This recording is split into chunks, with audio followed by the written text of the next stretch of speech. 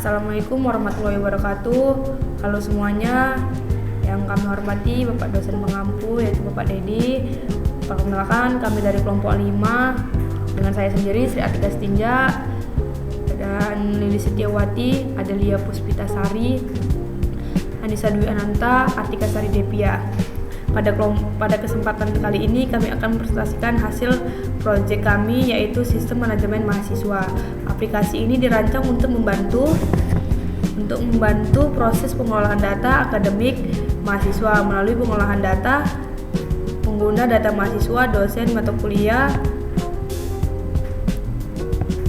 jadwal perkuliahan hingga proses absensi. Pada video demo ini kami akan menjelaskan beberapa fitur utama berdasarkan hak akses masing-masing pengguna yaitu admin, mahasiswa, dan dosen. Baik, saya Tika akan memulai demo dari sisi admin. Nah, saat ini kita akan memasukin username, yaitu kita masukkan yaitu admin. Kita masukkan passwordnya.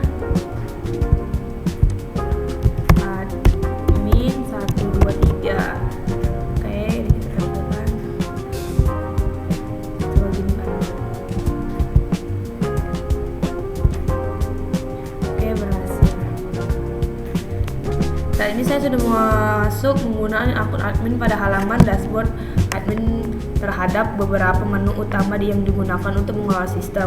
Menu pertama yang saya tampilkan adalah Data Master. Data Master. Pada menu ini admin dapat mengelola data dasar yang digunakan dalam sistem seperti data kelas, ruangan, jurusan, angkatan. Ini data kelas, ruangan, jurusan, angkatan. Selain itu, data master juga menu user management user yang berfungsi untuk mengatur akun pengguna yang dapat mengakses sistem. Melalui menu ini, admin dapat melihat daftar pengguna yang terdaftar melakukan pengolahan akun serta melakukan pemblokiran apabila terdapat akun yang tidak sesuai seperti ini. Misalnya nih dosen ini kita blokir. Oke. Terus kita bisa juga mengaktifkan dosen yang sudah kita blokir ini. Kita aktifkan akun. Oke. Nah, kan sudah teraktifkan. Dengan adanya fitur ini, pengolahan data dan keamanan akses sistem dapat lebih terkontrol. Selanjutnya, untuk memproses pengolahan data mahasiswa, dosen, dan mata kuliah akan dijelaskan oleh Lilis Setiawati. Terima kasih. Baik, terima kasih Tika. Halo, saya Lilis akan melanjutkan penjelasan mengenai fitur pengelolaan data akademik. Pada dashboard admin ini, selain data master, terdapat juga data mahasiswa, menu dosen, dan mata kuliah. Menu ini digunakan untuk melakukan proses penambahan, perubahan, serta penghapusan data sesuai kebutuhan sistem. Salah satu fitur yang kami terapkan adalah validasi input data. Sebagai contoh, pada form data mahasiswa ini terdapat kolom NIM atau NIM yang hanya dapat menerima input berupa angka. Ketika saya mencoba memasukkan karakter huruf, sistem secara otomatis menolak input tersebut. Begitu juga pada bagian nama, sistem membatasi agar data yang dimasukkan sesuai format yang seharusnya. Validasi ini dibuat untuk mengurangi kesalahan input dan menjaga kualitas data yang tersimpan di dalam database. Nah, di sini saya akan mencoba menggunakan fitur yang terdapat di menu mahasiswa. Di sini saya akan memasukkan NIM, nama lengkap, misalnya Lala,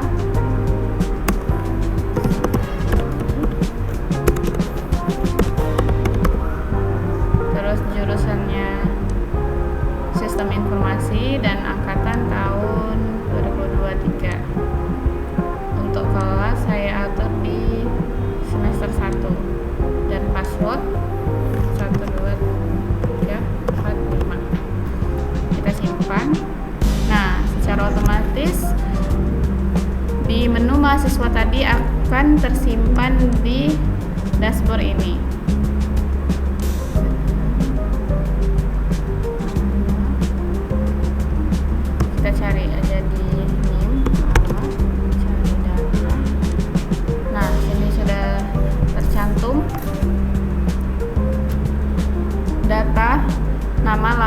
yang sudah kita input. Sekarang kita akan mengupdate jika kita ingin mengganti NIM dari Lala tadi. Kita ganti 887 menjadi 77989. Nama tetap, jurusan tetap, angkatan tetap, dan kelas tetap. Kita update. Data diubah. Kita cari lagi Lala. Nah, di sini NIM secara otomatis terubah, yang berarti sistem yang kami buat ini terjalan dengan baik. Sekarang kita akan menghapus data Lala tadi. Kita klik dulu Lala, data Lala, lalu kita hapus. Oke, data terhapus. Sekarang kita cari nama Lala, apakah dia ada atau tidak. Nah, di sini sudah tidak ada data Lala karena kita sudah menghapusnya. Yang artinya sistem bekerja dengan baik, sistem yang kami bangun. Selanjutnya pada menu dosen, di sini terdapat NIP ID dari si dosen tadi. Nah, ID ini juga sama, tidak bisa memasukkan huruf, hanya bisa memasukkan angka. Nama lengkap juga begitu, hanya bisa memasukkan huruf, tidak bisa memasukkan angka. Karena nama tidak akan ada yang angkanya. Nah, di sini kita coba mengupdate, mengupdate data dari dosen tadi. Kita update di sini Pak Budi. Kita update NIP-nya menjadi 003. Jangan, di sini udah ada. Satu-satu aja. 1111119.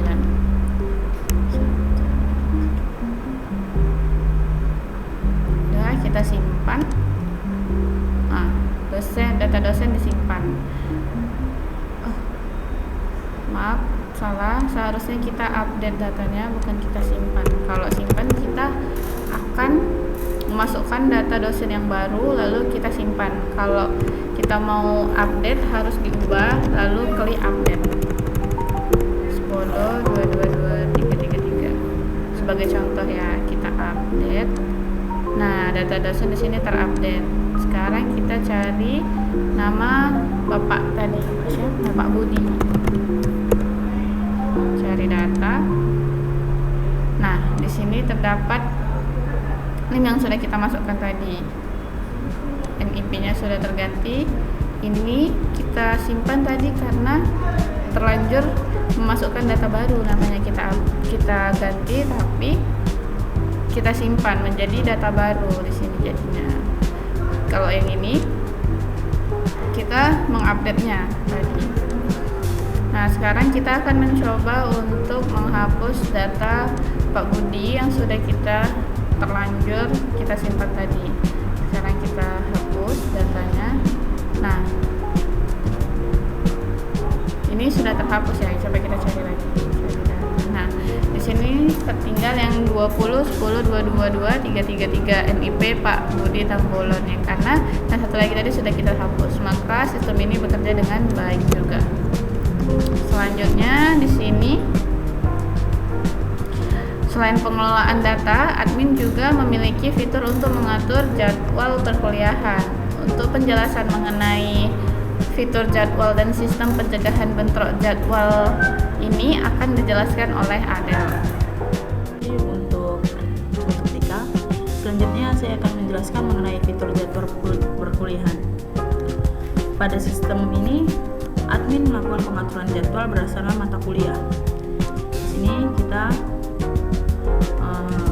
bisa mengganti untuk mata kuliah. Sebagai contohnya, saya coba mendemonstrasikannya. Di sini ada, kita pilih mata kuliah, misalnya kita pilih di Pancasila dan Kewarganegaraan. Ini untuk kelas ganti. Yang kedua, kita pilih dosen pengampunya. Di sini kita pilih Lili Setiawati.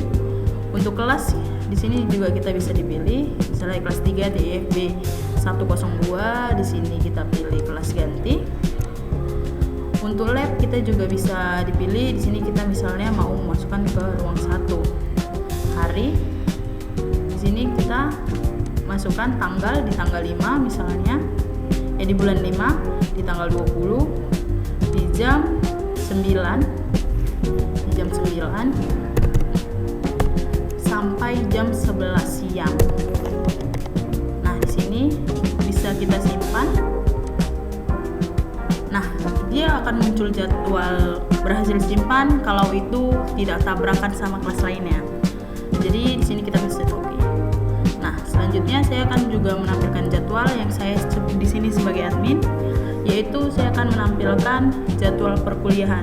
Dan di jadwal perkuliahan ini dia juga bisa kayak menampilkan jadwal itu bertabrakan atau enggak. Di sini saya akan memilih mata kuliahnya untuk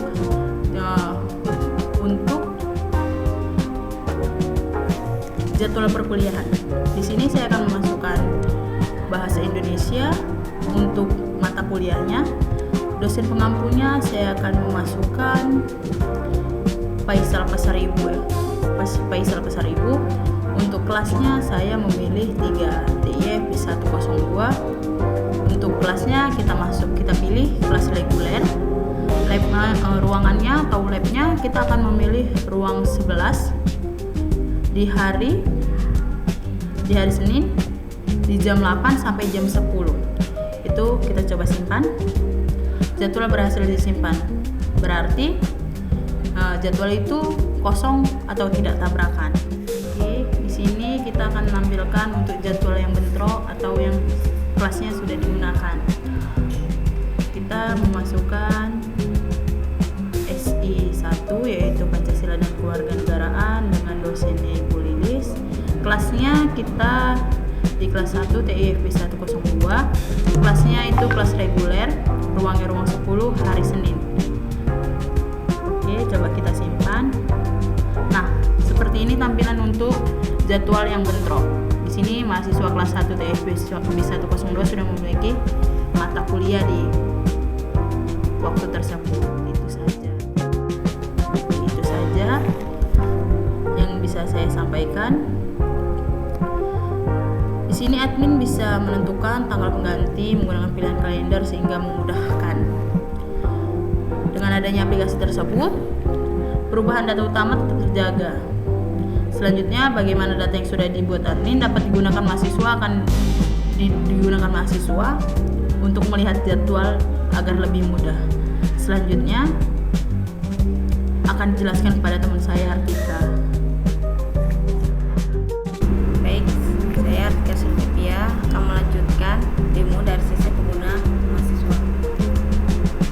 Saya akan memasuki login, itu username. Itu ada 4012106.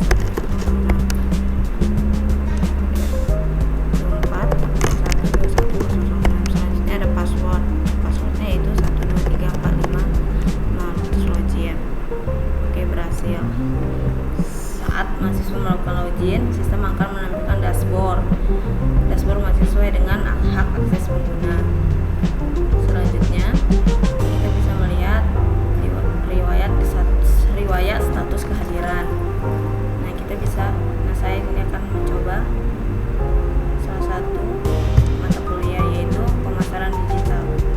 Kita lihat riwayat. Nah, di sini status kehadiran saya belum dibuat hadir karena saya belum memasuki kelas tersebut. Lalu saya akan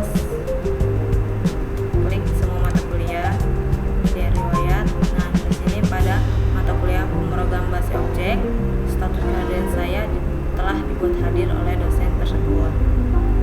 Nah, selanjutnya kemudian pada menu jadwal, mahasiswa dapat melihat daftar penjadwal perkuliahan yang telah dibuat oleh admin. Seluruh informasi jadwal seperti mata kuliah, ruangan, dan waktu perkuliahan ditampilkan secara otomatis berdasarkan data yang tersimpan dalam sistem. Selain itu, terdapat fitur KRS atau KRS otomatis. Karena sistem pengguna konsep kelas paket, mahasiswa tidak perlu memiliki mata kuliah secara manual satu persatu. Ketika mahasiswa membuka menu KRS, sistem akan melakukan sinkronisasi otomatis berdasarkan kelas yang dimiliki mahasiswa. Selanjutnya ada menu pengaturan. Nah, di sini kita bisa mengubah password apapun yang kita mau. Contohnya, di sini kita akan ubah passwordnya 23456. Kita klik konfirmasi selanjutnya 23456. Oke, simpan. Password berhasil berubah. Kita logout.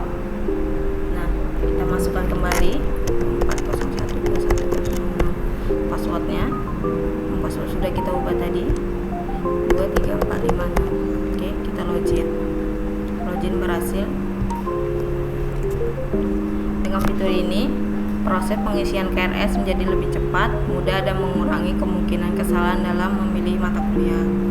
Selanjutnya, untuk proses absensi yang dilakukan oleh dosen akan dijelaskan oleh Kak Anissa Dwiananta. Terima kasih. Baik, terima kasih Artika. Pada bagian terakhir saya akan menjelaskan fitur dari sisi pengguna dosen.